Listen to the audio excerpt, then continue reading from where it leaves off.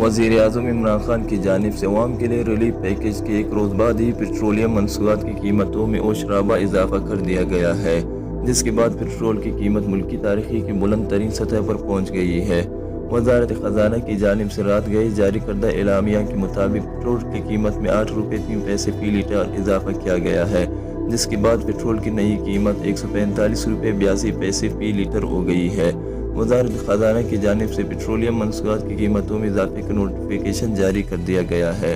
Notification کے مطابق high speed diesel کی قیمت میں 8 روپے 14 پیسے فی لیٹر اضافہ کیا گیا ہے، جبکہ مٹی کے تیل کی قیمت 6 روپے 27 پیسے اضافے سے 116 روپے 53 پیسے ہو گئی ہے۔